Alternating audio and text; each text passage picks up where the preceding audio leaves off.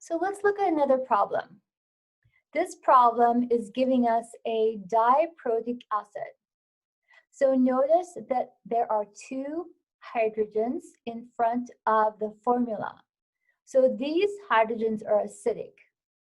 It's asking us to calculate the concentration of ascorbate and also asking us the pH of a 0.1 molar solution.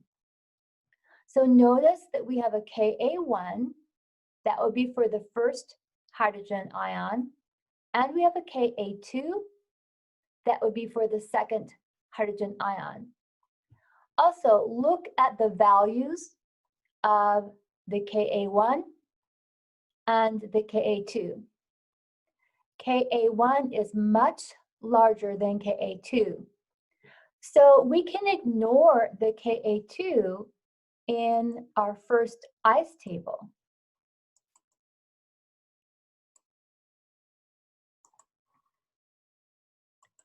So this first ice table is the first ionization. So we will just have our formula that we have to write here. We remember the equilibrium arrows. Only the first hydrogen will come off, and then we will have the second hydrogen still attached here. And then we need to put in our ice table. We need to complete it. So let's see what that would look like.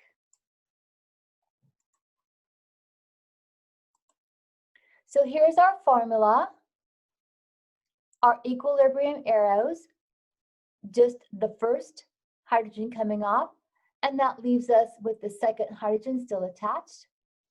Initially, we have 0.10 molar. We have 0 hydrogen ion, and we have 0 here. Minus x plus x plus x. And then we get our equilibrium row, 0.10 minus x, x, and x. So we're going to set up our Ka1 expression. Remember, this is only the first ionization. So we use the value of Ka1. We set it equal to products over reactants. We're going to assume this x is small and simplify the equation. And so now we can solve for x.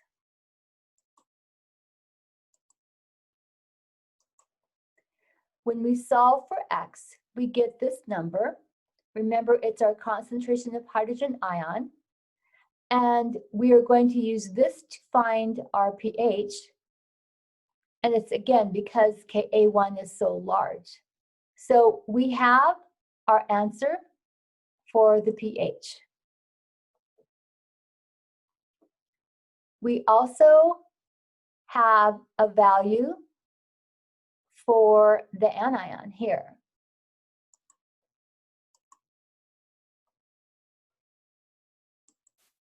So now what we can do is we can set up a second ice table. And the second ice table is for the Ka2. So keep in mind when you are doing this problem that you need to look at what you have as far as values from that first table. So we need to look at the first table. The first table gave us this, and this hydrogen is our second ionization. So this is our weak acid. We're going to start with this and put it in the ice table. Remember that the x that we solved for in the first ice table is our value of this weak acid that has our second hydrogen. So when we get the value of X here, we will put it in to start. So this was our value of X. It goes in for our initial for our weak acid. So again, this is a weak acid also. It will be our ionization for our second ice table.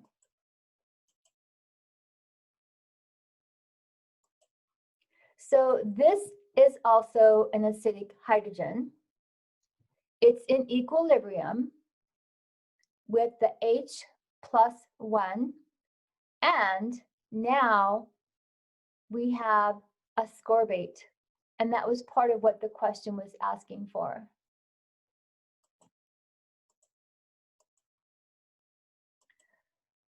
So we put in our initial molarity, and remember, we do have some hydrogen ion already. This X we said was our hydrogen ion. That means that we are starting with a molarity of hydrogen ion, which we need to put in here. And then we have 0 of our anion. So our initial row has a molarity of our weak acid, a molarity of the hydrogen ion. This hydrogen ion is from the first ionization, and then 0 of the anion.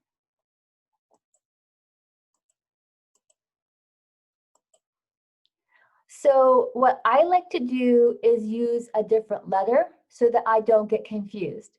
So I'm going to call this minus Y, plus Y, and plus Y.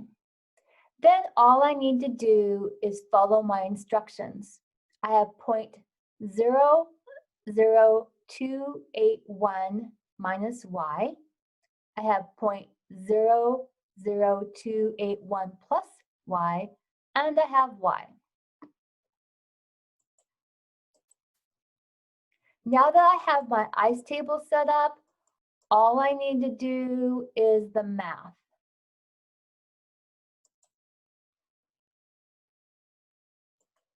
So I'm going to make sure I use my Ka2 because remember, the second ice table was the second ionization. So I set up my Ka2, and the beauty of the ice table is I have everything I need. So my H plus 1, that's here. I'm just going to take it, put it in. Here's my Y, put it in here. Here's my weak acid, put it in here. So all I'm doing at this point is following my instructions. I'm going to simplify, and I'm going to solve for Y, and then I'm done.